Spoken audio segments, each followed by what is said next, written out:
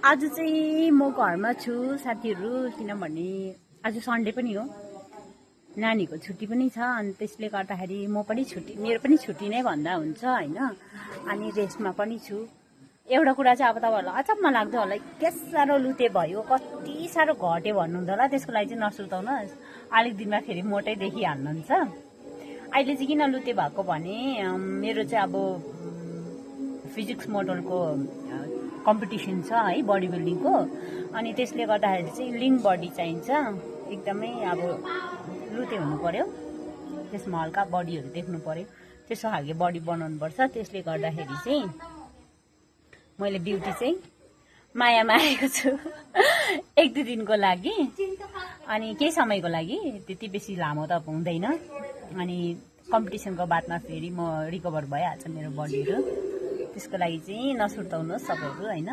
धेरैजनाले क्वेसन पनि गर्छ, अनि थाहा हुँदैन नि त, अनि त्यसले गर्दाखेरि। अनि त्यसैले मैले भनेको मेरो कम्पिटिसन छ, त्यसले गर्दाखेरि चाहिँ म अहिले अलिकति लिङ्गै देख्छ, बादमा फेरि रिकभर भइहाल्छ कम्पिटिसनको बादमा। अनि फेरि कुनै कम्पिटिसन फेरि आयो भने फेरि त्यस्तै हुन्छ, अब त्यस्तै भइबस्छ मैले खेलिन्जेलसम्म, अनि कम्पिटिसनहरू बसिन्जेल। त्यसले गर्दाखेरि आज यति साह्रो गरम छ, म घरमा पनि छु। अनि अब डाइटहरू चलिरहेछ हो, घरमा बस्नु नि अब सधैँ चाहिँ मजा आउँथ्यो, अब त अन्त डाइटमा चल्दैछु। त्यसले गर्दा घरको केही खानु मिल्दैन, अनि के गर्नु अब, र पनि खुसी नै भएर बस्नु पर्यो। अहिले त यहाँ मेकअपले छोपेको नि हो, चौरी परेर मर्नु आँटेको छ जिउन चाहिँ बुढी भइसक्यो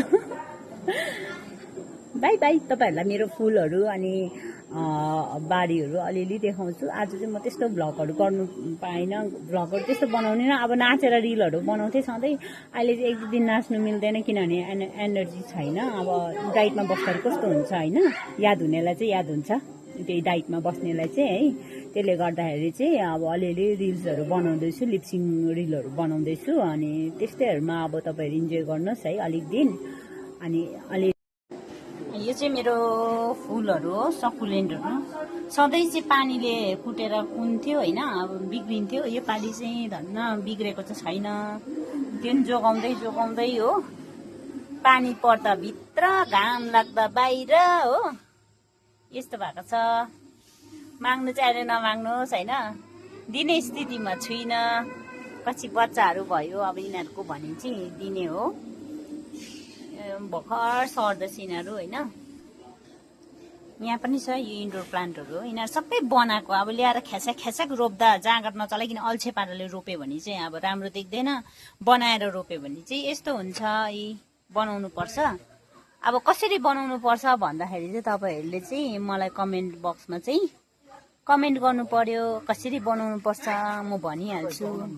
मान्छे भएपछि क्रिएटिभ हुनुपर्छ, यो कसरी बनाउनु पर्ने। लु हेर्नुहोस्, यो फुल मात्रै ख्यासाकै रोप्नु हुँदैन।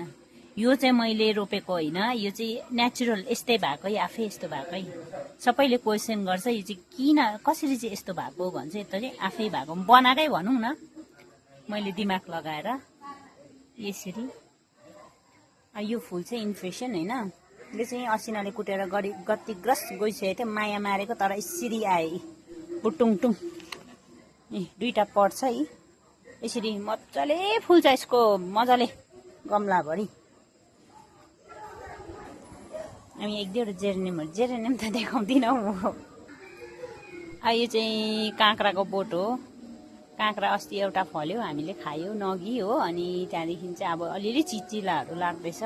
यहाँ मुनि गाजरहरू छ, खुर्सानीहरू छ, अदुवा छ हो, के छ त्यहाँ। अब नाकिमा रोपेको छु।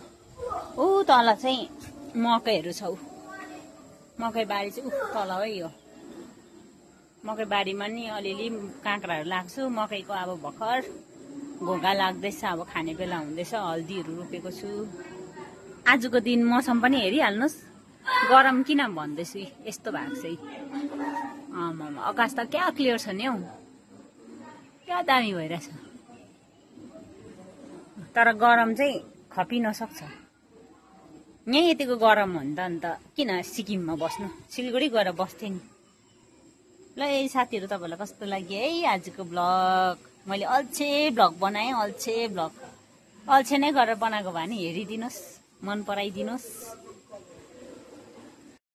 सो तपाईँहरूलाई कस्तो लाग्यो मेरो भ्लग आजको? अझै भ्लग भए पनि तपाईँले हेरिदिनुहोस्। अब अलिकति इन्जोय त के भन्नु, अब अलिक मन पराइदिनुहोस् होइन। अलिक दिन त्यस्तोमा हेर्दै गर्नुहोस्, किनभने अब अहिले नाच्ने ओर्ने एनर्जी चाहिँ छैन मेरो। त्यसैले अब यस्तै भिडियोहरू हल्का हल्काहरू हाल्दै गर्छु, किनभने मेरो इन्गेजमेन्ट चाहिँ एक्टिभै राख्नुपर्ने छ। त्यसले गर्दाखेरि हल्का भिडियोहरू गर्दै गर्छु है तपाईँहरूलाई। By by.